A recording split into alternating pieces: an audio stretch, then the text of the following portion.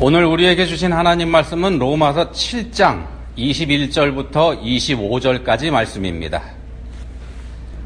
한 목소리로 읽겠습니다. 그러므로 내가 한 법을 깨달았노니 곧 선을 행하기 원하는 나에게 악이 함께 있는 것이로다. 내 속사람으로는 하나님의 법을 즐거워하되 내 지체 속에서 한 다른 법이 내 마음의 법과 싸워 내 지체 속에 있는 죄의 법으로 나를 사로잡는 것을 보는도다. 오호라, 나는 곤고한 사람이로다. 이 사망의 몸에서 누가 나를 건져내랴. 우리 주 예수 그리스도로 말미암아 하나님께 감사하리로다. 그런즉 내 자신이 마음으로는 하나님의 법을, 육신으로는 죄의 법을 섬기노라. 아멘.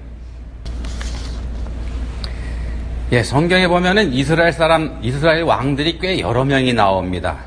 근데 그 왕들 중에는, 성경에 나오는 이스라엘 왕들 중에는 선한 왕이다 이렇게 분류가 되는 사람들도 있고, 그렇지 못한 왕, 그러니까 악한 왕 이렇게 구분되는 사람들도 있습니다. 선한 왕으로 분류되는 사람 중에 우시야 왕이라는 사람이 있습니다. 유다의 왕이죠.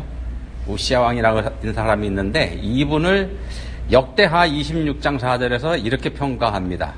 우시야가 여호와 보시기에 정직하게 행하며, 여호와 보시기에 정직하게 행하며, 이래서 선한 왕으로 구분이 되는 사람입니다.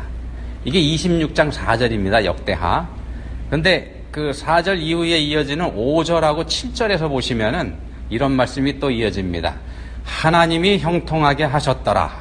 하나님이 그를 도우사. 이렇게 해서 하나님 앞에 정직하게 행한 우시야 왕을 하나님께서 도우셨다는 거 우리가 알 수 있습니다. 하나님 앞에서 정직하게 행하는 사람 하나님께서 도우십니다. 실제로 이 우시야 왕이 다스리던 시기, 과거 다윗과 솔로몬 시대의 버금가는 대단한 시기였었습니다.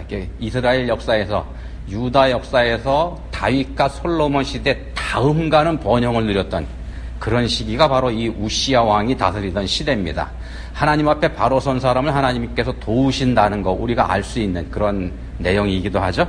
자, 그랬던 우시야 왕이 문둥병, 나병에 걸리게 됩니다. 왜 그렇게 됐는지 역대하 26장 16절에서 이렇게 증거합니다. 그가 강성하여짐에 그의 마음이 교만하여 악을 행하여 그의 하나님 여호와께 범죄하되 곧 여호와의 성전에 들어가서 향단에 분향하려 한지라. 제사와 정치가 엄격하게 분리가 돼 있었었죠. 그게 성경시대 이스라엘 상황입니다. 왕이 할 일이 정해져 있었고 제사장이 할 일은 또 따로 구별이 돼 있었고 그랬던 시대입니다. 근데 왕이 자신의 권세로, 어마어마한 권세를 가지고 있으니까요, 이 권세로 제사장들만 할 수 있는 일도 내가 하겠다 이렇게 하다가 하나님께 벌을 받게 된 겁니다. 제사장들 많이 들어갈 수 있는 성소에 들어가서 제사장들 많이 할 수 있는 분향하는 거, 향을 피워 올리는 거, 이걸 하려다가 이마에 나병이 걸리는 벌을 받게 됩니다. 성경에 기록된 우시야 왕의 범죄가 요거 한 가지입니다. 근데 요 한 가지 죄인데 성경에서는 마음이 교만하여 악을 행하여 하나님 여호와께 범죄했다 이렇게 복합적으로 평가하고 있습니다. 거듭해서 잘못했다는 그런 표현을 하고 있죠. 자, 원인은요, 이렇게 우시야 왕이 이런 죄를 저지른 원인, 그게 뭐냐 하면 그의 마음이 교만하여입니다. 자, 엄청난 권세를 가진 왕으로서, 더군다나 나라를 잘 다스려 가지고 큰 성공을 거둔 왕으로서, 그랬기 때문에 온 백성들로부터 존경을 받고 있는 그런 왕으로서 그렇게 되니까 마음이 교만해졌다는 겁니다. 하나님께 인정을 받았다는 사실, 그래서 자기가 다스리는 나라가 복을 받았다는 사실, 이 사실을 본인도 깨달아 알지만 모든 사람들이 다 그걸 깨달아 알고 인정하던 바로 그때입니다. 그런 때에 해서는 안 되는 일까지 하다가 벌을 받게 된 게 우시야 왕입니다. 힘이 생겼을 때 그때에도 겸손해지는 거, 이거 결코 쉽지 않은 겁니다. 우시야 왕이 그걸 우리한테 분명하게 보여줍니다. 우리 주변에서도 그런 경우 많이 볼 수 있지 않습니까? 너무 잘 나가니까 교만해지는 거, 흔히 볼 수 있는 겁니다. 죄성을 가진 인간으로서 결코 쉬운 일이 아니기 때문에 그렇습니다. 잘 되고 모든 게 부족함이 없고 모두가 칭찬할 때 그때도 겸손해지는 거, 이거 쉬운 일 아닙니다. 자, 우리가 다윗이라고 하는 인물을 높게 평가하는데 다윗을 높게 평가하는 이유 중에 바로 이 내용도 있습니다. 충실한 신하인 우리야, 그 우리야의 아내 밧세바를 범하는 죄를 짓지 않습니까? 그리고는 그 죄를 가리기 위해서 충실한 신하인 우리야를 죽게 만듭니다. 그런 죄를 저지릅니다. 또 다른 죄를 저지른 거죠. 그리고서는 시치미를 뚝 떼고 있었습니다. 근데 나단 선지자가 바로 그 다윗의 죄를 지적하지 않습니까? 그렇게 지적을 당했을 때 다윗은 왕이지 않습니까? 엄청난 권세를 가진 왕입니다. 잘 나가고 있던 때입니다. 다윗은 감히 왕의 면전에서 왕의 개인적인 치부를 드러낸 나단 선지자, 그 나단 선지자를 권세와 권력으로 눌러서 벌을 주지 않고 자신의 죄를 인정하지 않습니까? 내가 여호와께 죄를 범하였노라. 내가 여호와께 죄를 범하였노라. 사무엘하 12장 13절에서 이렇게 깨끗하게 자신의 죄를 나단 선지자 앞에서 고백하고 인정합니다. 요거 결코 쉬운 일이 아니라는 겁니다. 우리는 그냥 슬쩍슬쩍 보아 넘기지만 결코 쉬운 일 아닙니다. 어느 포장마차 사장님의 경험을 하나 말씀드리겠습니다. 포장마차 공간이 좁지 않습니까? 이 포장마차 특성상 공간이 좁다 보니까 손님들이 들어와서 앉아서 먹고 마시고 나갈 때까지 함께 할 수밖에 없습니다. 이게 무슨 말씀인가 하면은 그 사람들이 와서 무슨 말 하는지 다 들을 수밖에 없다는 겁니다. 자, 친구나 동료가 하고 같이 들어올 때 둘도 없이 아주 친한 상태로 들어온다는 겁니다. 들어왔는데 그렇게 친하던 사람들이 포장마차 안에 있는 동안에 갑자기 싸우고 헤어지는 경우, 요게 적지 않더라는 겁니다. 이분이 포장마차 영업을 해보니까 말입니다.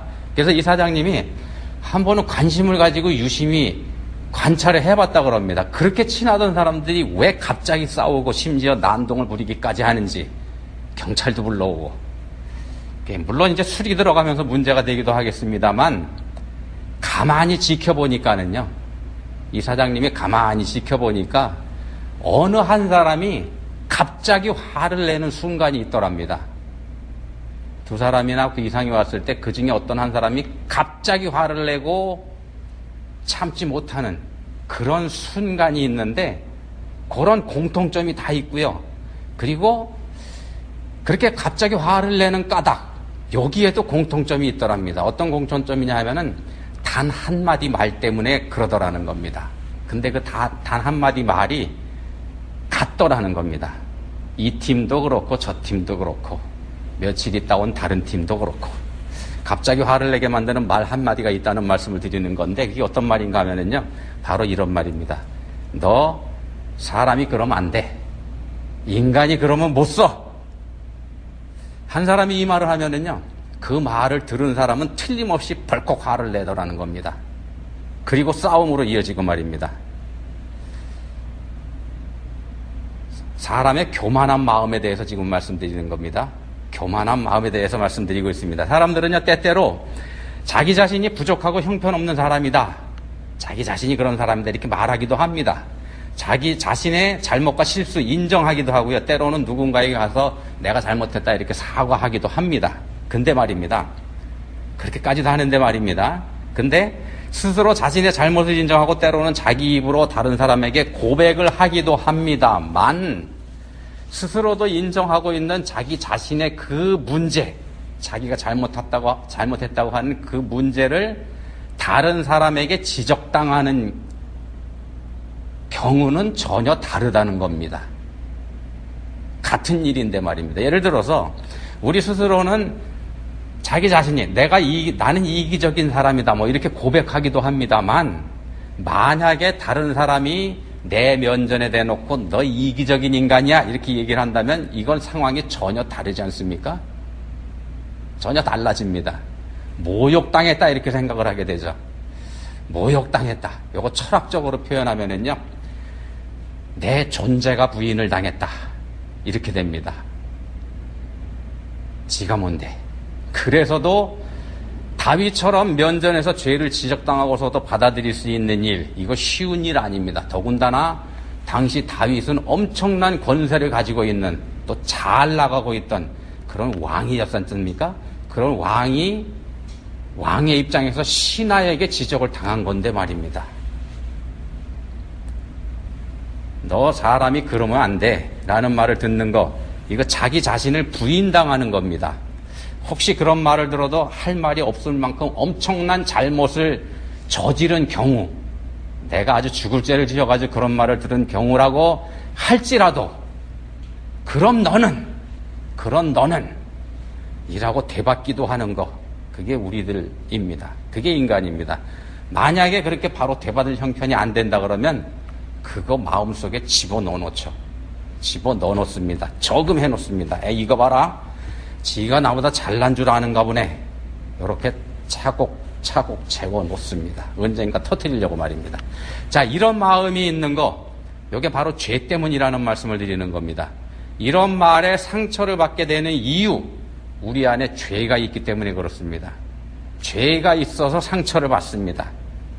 바로 교만이라고 하는 죄입니다. 이게 우리 인간의 죄의 원형이죠. 원죄입니다. 원죄의 정체가 바로 교만이지 않습니까? 내가 스스로 하나님이 된 거, 그게 우리의 죄의 정체입니다. 자기가 하나님이 된 거. 내가 이 세상에서 가장 훌륭한 인간이고 나만큼 완전한 인간 없는데, 그런데 그런 나에게 감히 인간이 그러면 안 돼 라고 말을 하다니, 나보다 모자라도 한참 못 알아는, 나보다 문제가 더 많은 인간이. 자, 그래서 우리가 인간관계를 해가는 그 가운데서 해서는 안 되는 말이 그 사람 자체를 부인하는 말입니다. 그 사람의 존재를 부인하는 말, 이런 거 해서는 안 됩니다. 그 바로 이런 말입니다. 사람이 그러면 안 돼. 인간이 왜 그 모양이야? 네가 그러면 그렇지. 이런 말들이야. 존재를 부인하는 말입니다. 근데 사실은요, 이런 말을 우리가 누구한테 사용하는가? 가까운 사람들한테 주로 사용한다는 겁니다. 배우자, 자녀, 친구, 뭐 이런 사람들. 부부싸움 하다가 화가 나서 당신 친정은 어떻고, 당신 시댁은 어떻고, 이렇게 들려먹으면서 공격하게 되면은요, 그날은 화해가 불가능하게 됩니다. 이런 것 때문에 이혼 사유가 되기도 하죠. 자, 그런 말 하지 않는 게 지혜라는 말씀을 드리는 겁니다. 존재를 부인하는 게 됩니다. 근본, 그러니까 존재를 부인하는 말이기 때문에 문제가 되는데, 그게 왜 문제가 되는가? 피할 곳을 주지 않는 공격이기 때문에 그렇습니다. 존재를 부인당하게 되면 더 이상 피할 곳이 없습니다. 우리말에 있지 않습니까? 쥐도 피할 곳이 없으면 고양이한테 덤벼든다고. 그렇게 된다는 겁니다. 존재를 부인당하면 사람도 그렇게 됩니다. 그리스도인에게는 두 종류의 그리스도인이 있다 그럽니다. 한 종류는 하나님의 능력으로 사는 사람, 또 다른 한 종류는 자신의 능력으로 사는 사람입니다. 하나님의 능력으로 사는 사람, 그런 그리스도인이 있고, 자신의 능력으로 살아가는 그리스도인이 있습니다. 그리스도인에게 그렇게 두 종류가 있다 그럽니다. 하나님의 능력으로 사는 사람은요, 말씀이 자신을 주관하는 삶을 사는 사람입니다. 말씀에 따라서 사랑하고, 말씀에서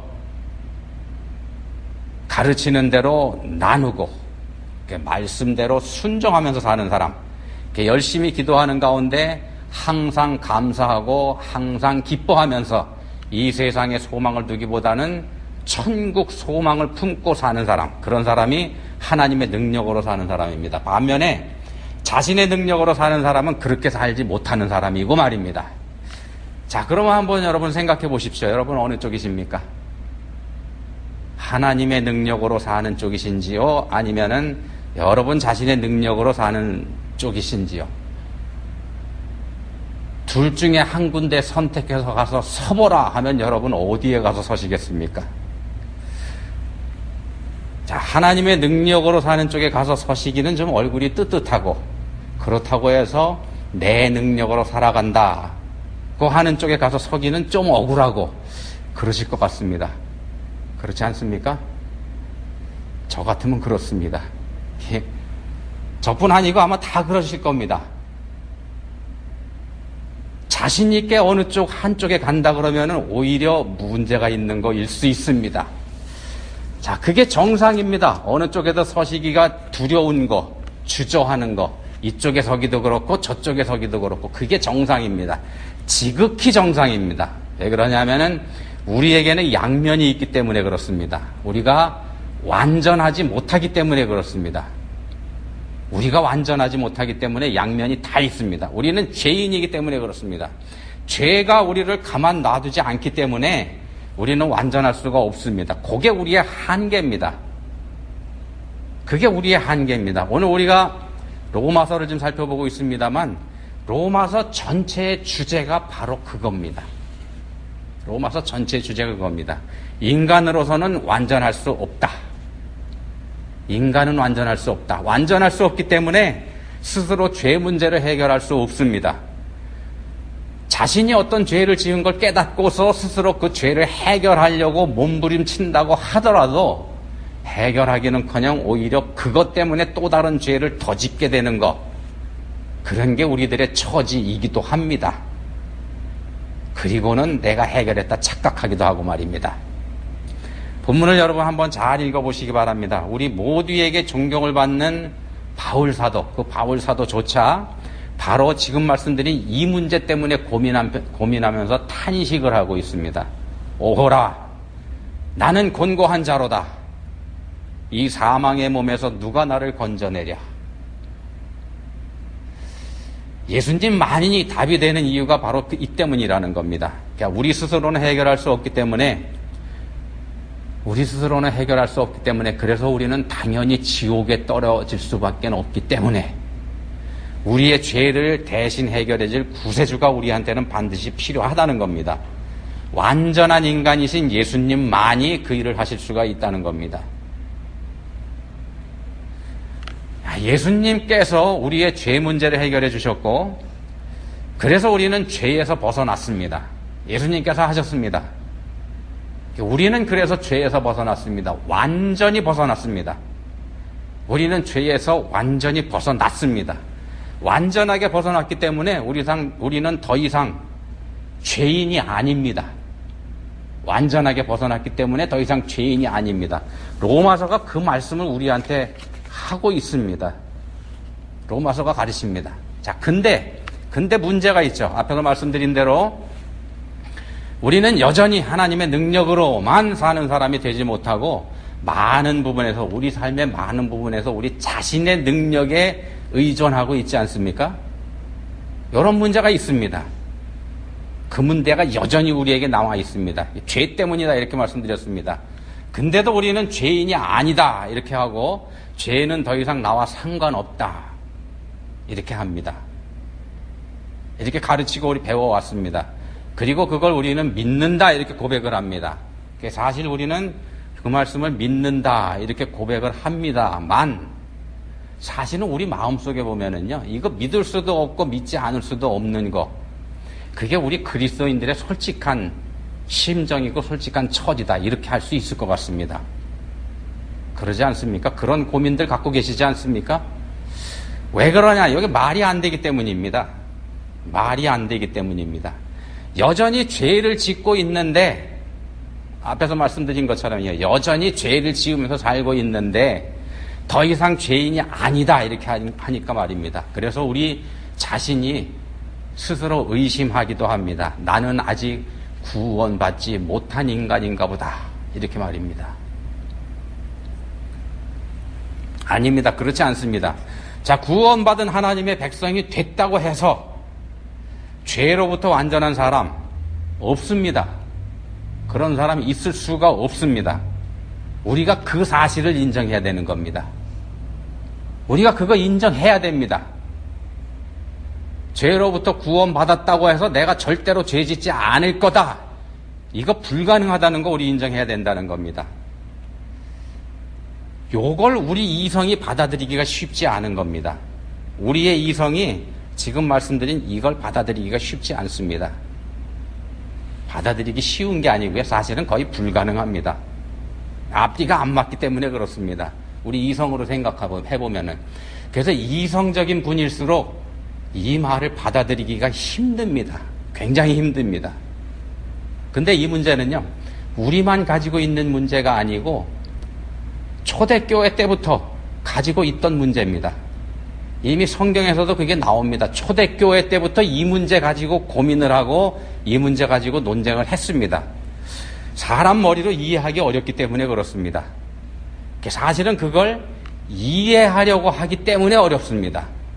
이해하려고 하기 때문에 어렵습니다. 믿음으로 받아들여야 할 거기 때문입니다.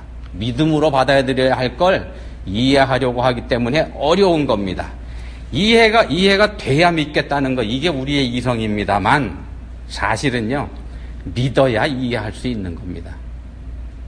이해가 안 된다는 건 믿지 못한다는 뜻이기도 한다는 뜻입니다. 믿어야 이해할 수 있습니다. 우리가 먼저 믿어야 우리 이성이 따라갑니다.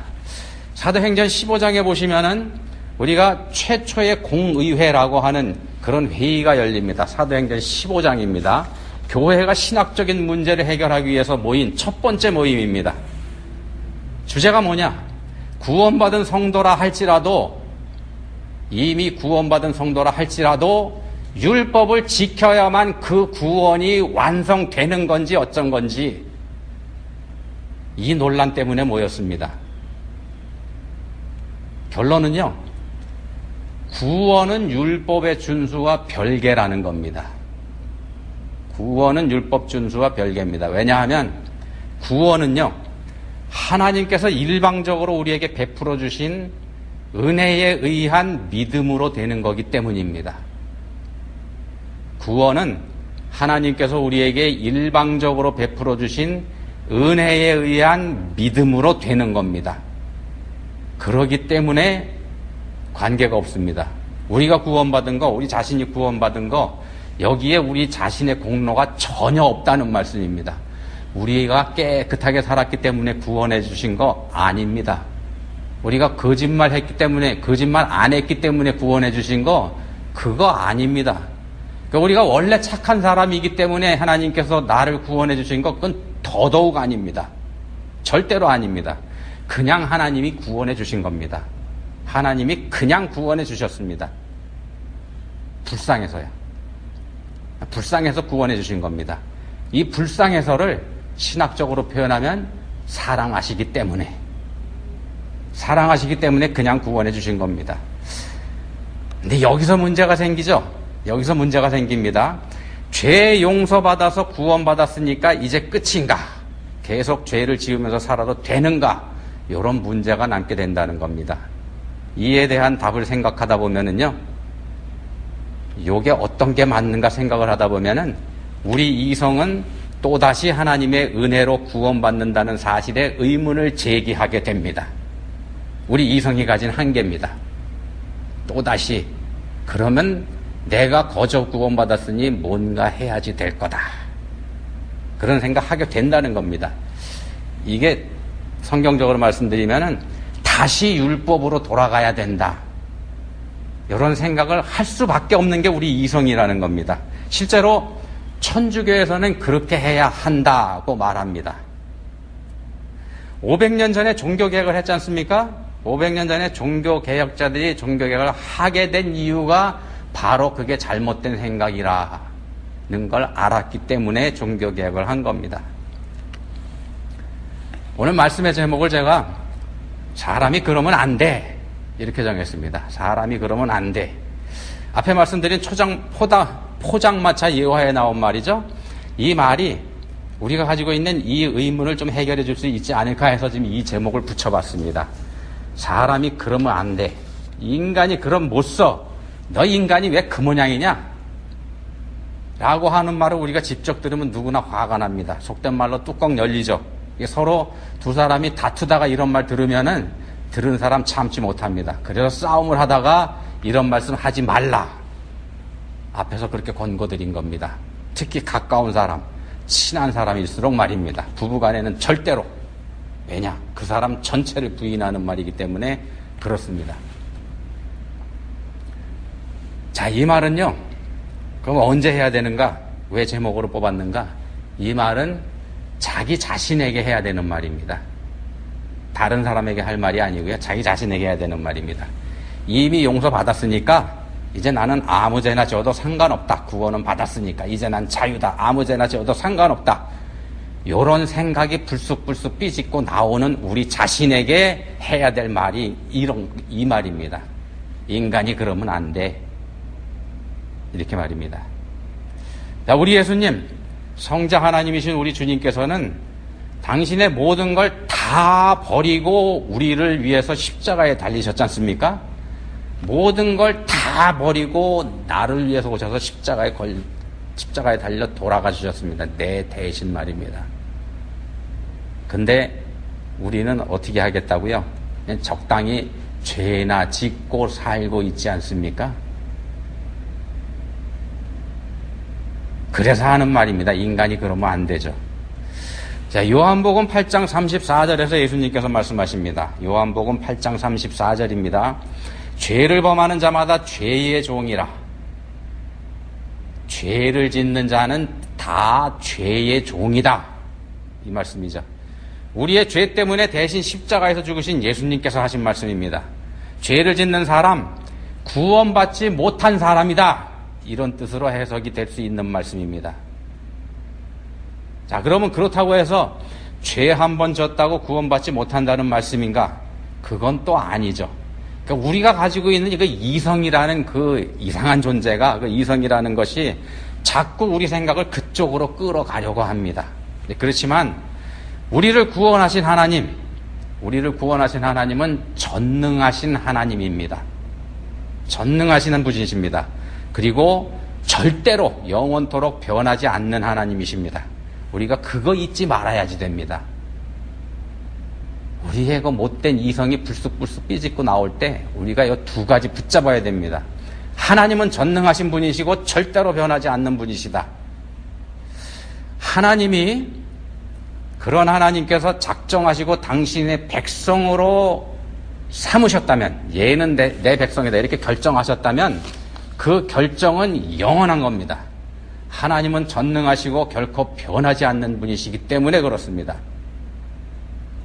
그러지 않습니까? 전능하신 하나님, 결코 변하지 않는 하나님이 택하고 정하셨다면 그게 변하면 좀 이상하죠.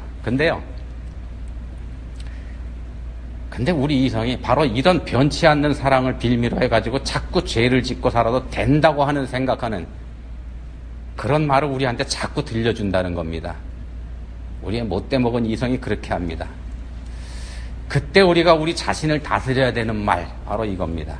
사람이 그러면 안 돼. 너 왜 그 모양이냐? 네가 그러면 그렇지. 그거 우리 자신에게 해야 되는 겁니다. 다른 사람에게 하면 안 되고 말입니다. 하나님은요, 우리 사랑하십니다. 하나님은 우리를 사랑하십니다. 사랑하시기 때문에 당신의 모든 걸 다 내서 우리를 구원해 주셨습니다. 그 사랑으로 우리는 거저 구원받았고 말입니다. 하나님의 그 사랑으로 우리는 거저 구원받았습니다. 그런 우리가 적당히 죄를 지으면서 살아도 되겠는지 이거 한번 생각해 봐야 되지 않겠습니까? 답은 쉽게 나올 겁니다. 자, 그리스도인을 가리켜서 용서받은 죄인인 동시에 날마다 용서받아야 할 죄인, 이런 말을 합니다. 그리스도인은 용서받은 죄인인 동시에 날마다 용서받아야 할 죄인이라고 합니다. 여전히 죄인이다, 그런 뜻입니다. 이 세상에서 육신을 입고 살아가는 동안에는 이 한계를 벗어날 수가 없다는 겁니다. 그게 우리들의 처지입니다. 그걸 인정하고 살아가는 게 그리스도인의 삶입니다. 그 사실을 인정하고 살아가는 거. 인정하지 않을 때 교만에 빠지게 됩니다. 그 사실을 잊어먹을 때 교만에 빠지게 됩니다. 구원받은 그리스도인은 하늘나라의 상속권을 받은 사람입니다. 하늘나라의 상속권을 받았단 말씀은 왕이 됐다는 뜻입니다. 하늘나라가 왕이신 하나님 거지 않습니까? 왕이 된 사람이 그리스도인입니다. 자, 왕이 돼서 엄청난 권세를 가졌습니다. 보장이 됐습니다. 그러면 이제 우리가 어떻게 해야 되겠습니까? 우시야 왕처럼 그 권한을 이용해서 내가 하고 싶은 대로 내 멋대로 그렇게 살다가는 나병에 걸릴 수 있습니다. 우시야 왕처럼. 반대로 그보다는 우리가 다윗처럼 우리 자신이 여전히 죄인이라는 사실, 이거 인정해야 되지 않겠습니까? 나 자신은 완전하지 못하다는 사실, 요거 인정하는 겁니다. 그게 그리스도인의 자세입니다. 어떻게 하라는 거냐? 좀 쉬운 예를 하나 들어드리고서 말씀 마치겠습니다. 우리가 잘 아는 링컨 대통령 관련 얘기입니다. 남북전쟁이 한창일 때 어떤 지역에 있는 전투, 이걸 해야 될지 말아야 될지 링컨 대통령 주변의 참모들 사이에 의견이 확 갈렸습니다. 하자는 쪽과 해서는 안 된다는 쪽의 의견이 팽팽합니다. 링컨은 하자는 쪽이었었고 참모총장은 하지 말자는 쪽이었습니다. 아무래도 해결이 안 되니까 결정권이 있는 링컨 대통령이 단안을 내립니다. 나가 싸우시오. 대통령의 권한으로 명령을 했습니다. 참모총장은 반대했지만 대통령의 명령이니까 마지못해 전투에 참여했고요. 그리고는 엄청난 패배를 당하고 돌아왔습니다. 참모총장이 맞았던 거죠. 링컨 대통령이 틀렸고 참모총장 단단히 화가 났습니다. 전쟁 전문가인 자기 자신의 말을 따랐더라면 괜찮았을 텐데 비전문가인 대통령이 일을 망쳐놨기 때문에 화가 머리 끝까지 올라갔습니다. 자, 그 참모총장에게 링컨이 메모를 하나 써서 비서에게 들려보내줬습니다. 아주 간단한 메모였습니다. 어떤 내용이었냐 하면은 I'm sorry, 에이브라임 링컨. 자, 그 메모를 받아본 참모총장 어떻게 했을까요? 화가 나니까 냈다 소리를 질렀습니다. 이 멍청한 녀석. 그걸 비서가 다 봤죠. 비서가 돌아왔습니다. 링컨 대통령이 물어봅니다. 뭐라고 하던가? 비서가 뭐라고 보고를 해야 될까요? 머뭇머뭇하고 있으니까 링컨 대통령이 솔직히 얘기해보라고. 할 수 없이 솔직히 얘기합니다. 멍청한 놈이라 그랬습니다. 링컨 대통령이 어떻게 반응을 했는가 하면은요, 그 얘기를 듣고서는 껄껄 웃었습니다. 그러면서 하는 얘기가, 그 사람 볼 줄 아네. 그게 링컨 대통령 반응입니다. 이렇게 한번 살아보시면 좋겠습니다. 기도하시겠습니다. 하나님 아버지, 아무 소망이 없는 저희를 하나님의 은혜로 거저 구원해 주셨다는 것 다시 생각하게 해 주셨습니다. 거저 구원받은 저희 자신의 한계를 잊지 말아야 한다는 것, 이것도 다시 일깨워 주셨습니다. 주신 은혜를 잊지 않게 해주시기 원합니다. 거저 구원받은 사람으로서 겸손한 삶을 항상 살 수 있게 해주시기 원합니다. 저희를 도와주십시오. 예수님 이름으로 기도합니다. 아멘.